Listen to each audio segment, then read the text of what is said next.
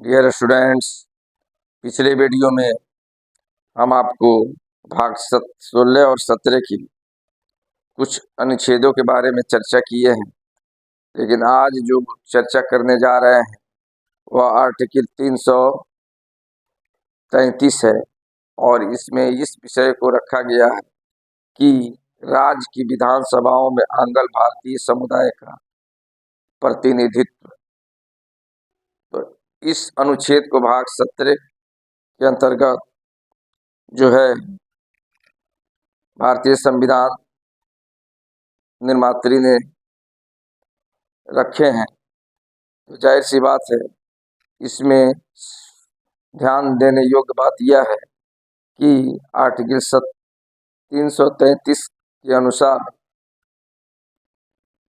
जो राज्य की विधानसभाओं में आंग्ल भारतीय समुदाय के सदस्यों को विधानसभा में एक व्यक्ति को नियुक्त करने का प्रावधान किया गया है।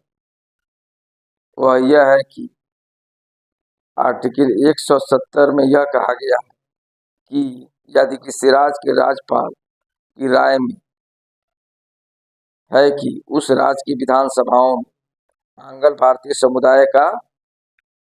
समुदाय का प्रतिनिधित्व आवश्यक है और उसमें उसका प्रतिनिधित्व जो है पर्याप्त नहीं है, यानी कहने का अर्थ है कि उसका सदस्य मौजूद नहीं है, तो वह उस विधानसभा में उस समुदाय के एक सदस्य का नाम क्या करेंगे, नाम निर्देशित कर सकते हैं। ओके, इस चीज को भली भांति आप लोग समझ गए। तो चलिए इसको देखते हैं कि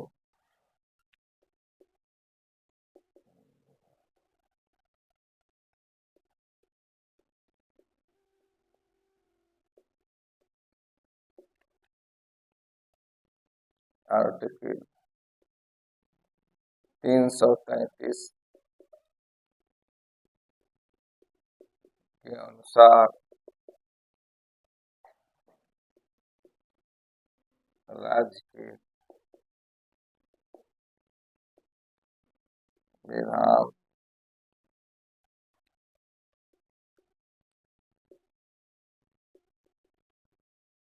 सभाओं में आंग्ल भारतीय समुदाय के सदस्यों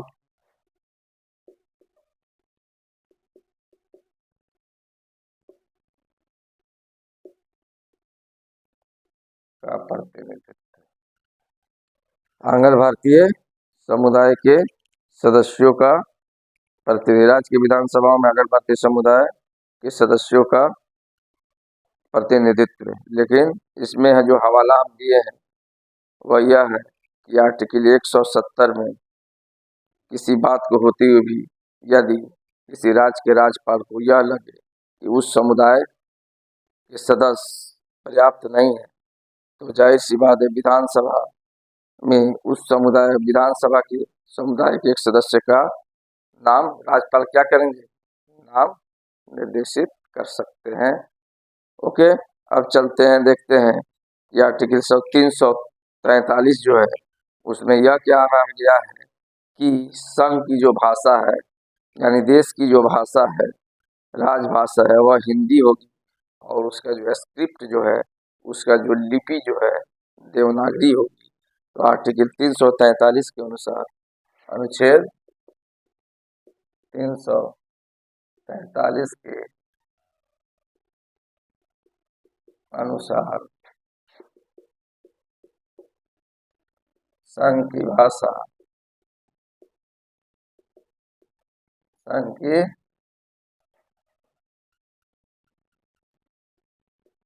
राजभाषा, संघ की राजभाषा क्या होगी, हिंदी होगी, हिंदी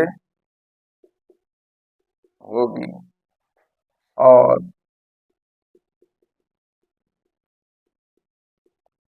उसका लिपि यानी स्क्रिप्ट देवनागरी देवनागरी होगी। तो इस अनुच्छेद को भी आप लोग भली भांति समझ गए। तो जाहिर सी बात है आर्टिकल 348 ए में क्या कहा जा रहा है, इस चीज पर आप लोग फोकस कीजिए कि आर्टिकल 148 के ए के अनुसार या क के अनुसार उच्चतम न्यायालय और प्रत्येक उच्च न्यायालय में सभी कार्यवाही जो होगी वह अंग्रेजी में होगी।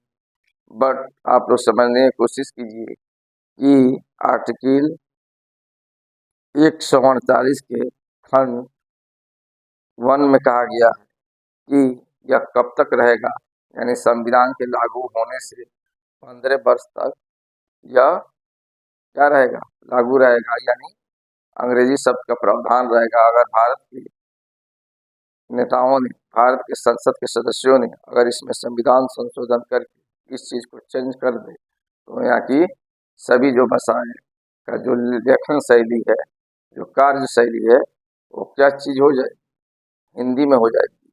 तो सर्वप्रथम जो हमारा देश में संविधान जब लागू हुआ 26 जनवरी 1950 ईस्वी को, तो उस समय से लेकर 15 वर्षों तक संविधान में प्रोविजन किया गया है आर्टिकल 348 के क के अनुसार।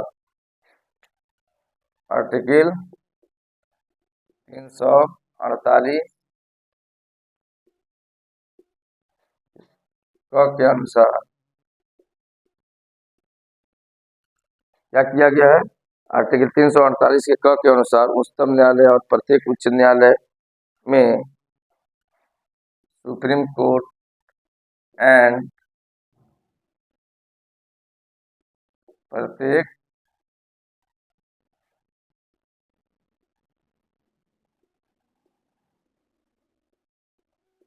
उच्च न्यायालय में सभी कार्यवाही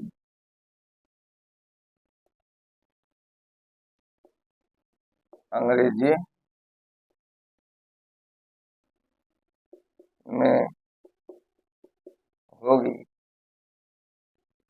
कब तक, यानी संविधान बना, लागू हुआ 26 जनवरी 1950 से लेकर 15 वर्षों तक यह प्रोविजन किया गया कि भारतीय संविधान में, संविधान के आर्टिकल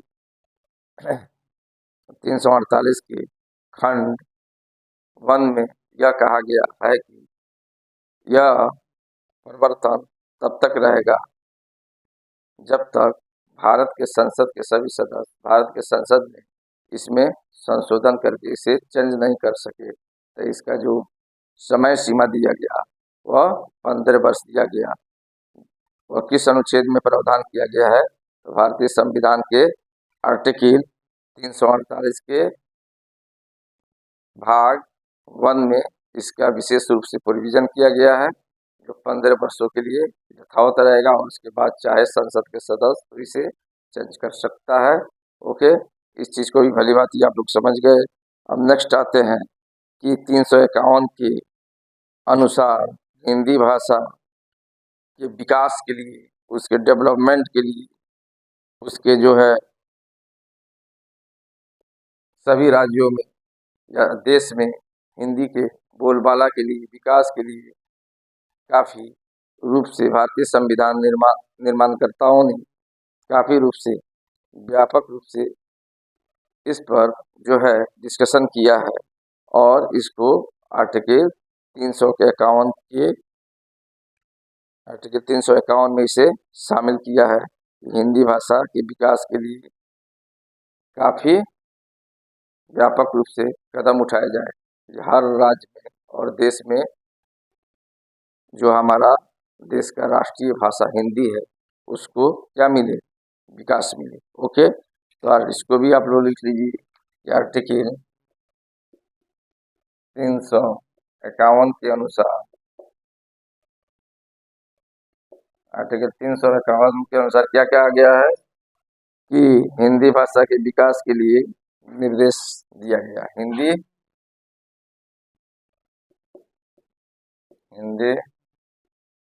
भाषा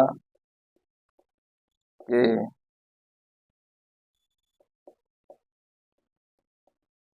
विकास